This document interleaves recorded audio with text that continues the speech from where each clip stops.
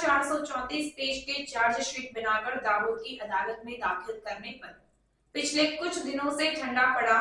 फर्जी ऑफिस घोटाले का मामला एक बार फिर से गर्मा गया है। फर्जी ऑफिस घोटाले में पुलिस ने 3 माह तक पसीना बहाकर साक्ष्य जुटाए और 3,434 पेज की चार्जशीट बनाकर दाहोद की अदालत में दाखिल की। तो पिछले कुछ दिनों से ठंडा पड़ा इस फर्जी ऑफिस घोटाले का मामला एक बार फिर से गरमा गया है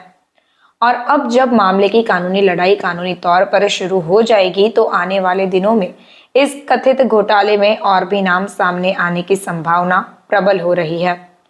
इस मामले में अभी तक छोटी मछलियां ही पकड़ी गई हैं। इस कथित घोटाले में शामिल मगरमच्छों की बारी कब है? यह सवाल अब सार्वजनिक बहस के केंद्र में है। सबसे पहले छोटा उदेपुर में फर्जी कार्यालय घोटाला उजागर होने के बाद जैसे ही जांच की गई तो उस घोटाले के तार दाहोद तक फैल गए और पता चला कि दाहोद जिले में अलग अलग स्थानों पर 6 फर्जी कार्यालय संचालित हो रहे हैं। तब जिले के राजनीतिक एवं सरकारी जीवन में भयानक भूचाल आ गया। दाहोद जिले में छोटा उदेपुर जिले के भेजाबाजों ने एक ही समय में सिंचाई विभाग के 6 फर्जी कार्यालय खोले और उस समय लगभग 100 कार्यों को मंजूरी दी और इस मामले में 18.59 करोड़ रुपए की धोखाधड़ी का खुलासा होने के बाद दाहोद पुलिस ने 10 नवंबर 2023 को इस संबंध में शिकायत दर्ज की और आगे की जांच करते हुए पुलिस को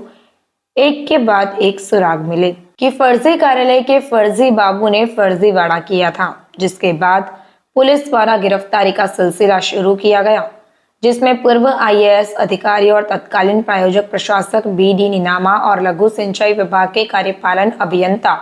ईश्वर कोलचा सहित कुल 13 आरोपियों को गिरफ्तार कर न्यायालय में पेश किया गया और गहनता से पूछताछ की गई और रिमांड के बाद वापस जेल भेज दिया गया। जबकि इस कथित घोटाले में शामिल वसीमुद्दीन सैयद और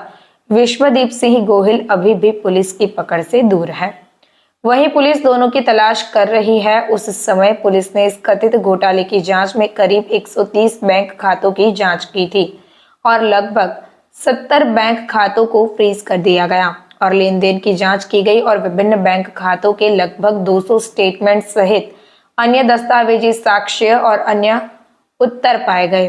पुलिस द्वारा 3,434 पृष्ठों की चार्जशीट दाहोद अदालत में पेश की गई और दायर की गई। अब पता चला है कि भले ही इस मामले में केस कोर्ट में चलता रहेगा, लेकिन पुलिस इस मामले में अपनी आगे की जांच जारी रखेगी।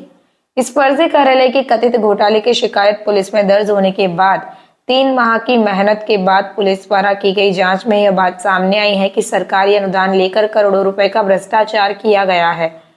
राज्य के गृह मंत्री हर्ष संघवी ने उस समय कहा था कि कथित फर्जी कार्यालय योजना में किसी भी चमरबंदी आरोपी को बख्शा नहीं जाएगा। पुलिस अब इस नियम को पूरी तरह से लागू कर रही है और आने वाले दिनों में अगर कोई चमरबंदी इस कौभांड में शामिल होगा तो इस स्थिति में तो यही लगता है कि यदि